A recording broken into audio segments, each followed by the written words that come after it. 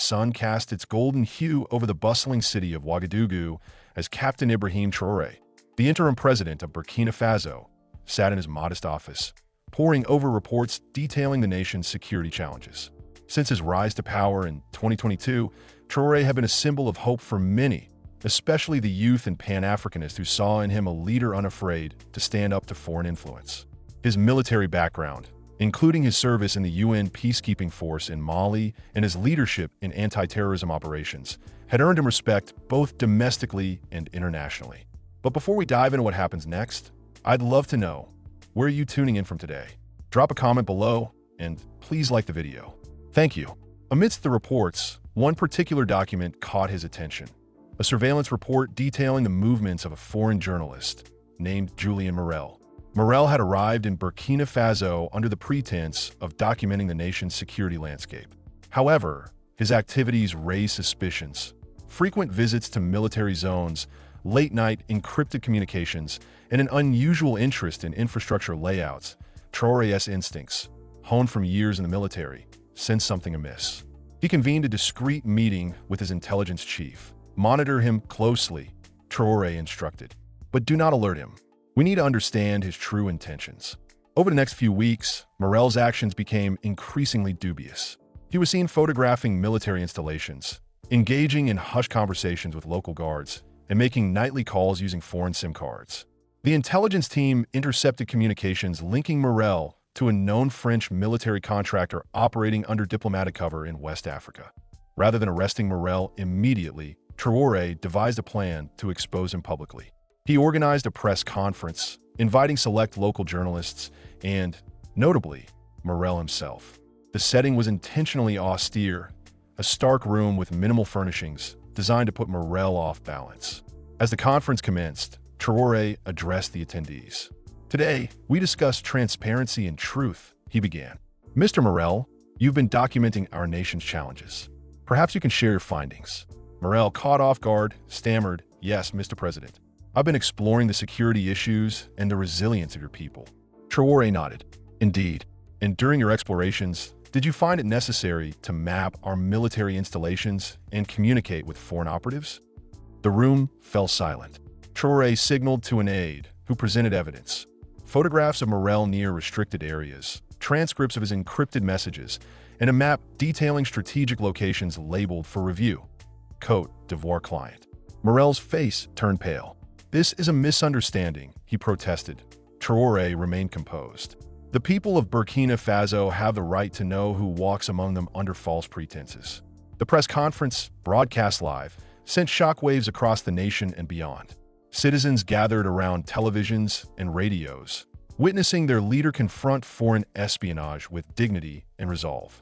Social media platforms buzzed with support, with hashtags like #AfricaSeesYou and #TraoreTruth trending globally in the days that followed.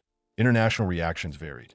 While some Western nations expressed concern over Morel's treatment, they could not refute the evidence presented. Within Burkina Faso, Traore's popularity soared. Murals depicting him with the caption, "Africa has eyes," now adorned city walls. In neighboring countries, leaders lauded his stance, viewing it as a bold assertion of African sovereignty. Traore, however, remained focused on his mission. He addressed his nation once more, this time from a school courtyard, surrounded by children, farmers, and soldiers.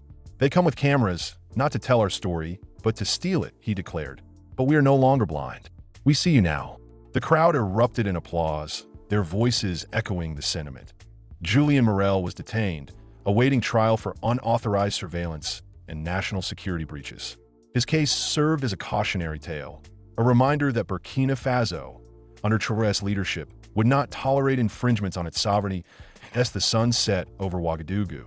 The nation stood united, emboldened by a leader who had turned the lens back on those who sought to exploit them. The arrest of Julien Morel had sent shockwaves across the globe. The footage of his exposure by President Ibrahim Traore became a symbol of Africa's awakening. But this was only the beginning.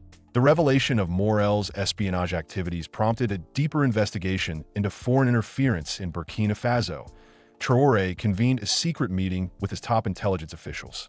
The National Intelligence Agency, ANR, established in 2015, had been monitoring suspicious activities for years.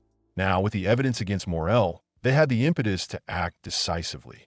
The ANR uncovered a network of operatives linked to foreign intelligence services operating under the guise of NGOs, journalists, and aid workers. Among them were 4 agents from the French Directorate General for External Security, DGSE, who had been detained for over 9 months.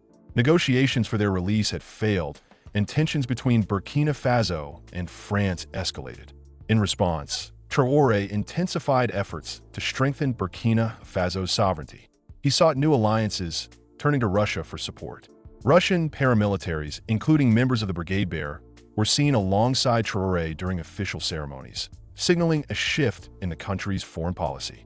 The presence of Russian forces provided a deterrent against further foreign interference. However, it also raised concerns among Burkinabe officers wary of external influence. Traore addressed these concerns, emphasizing the importance of partnerships that respected Burkina Faso's autonomy. Meanwhile, the ANR continued its operations, dismantling espionage networks and securing critical infrastructure. The agency's efforts were bolstered by reforms aimed at enhancing transparency and accountability within the security sector. Traore's actions resonated across the continent. In neighboring countries, leaders took note of Burkina Faso's assertiveness. The phrase, "We see you now," became a rallying cry for African nations asserting their sovereignty. The international community watched closely as Burkina Faso navigated this new era. While some criticized Traore's alignment with Russia, others acknowledged the country's right to choose its partners. As the dust settled, Traore addressed the nation once more. Standing before a crowd of citizens, he declared, "We have faced challenges, but we stand united. Our eyes are open, and our future is ours to shape." The journey was far from over, but Burkina Faso had taken a decisive step towards self-determination, setting an example for others to follow.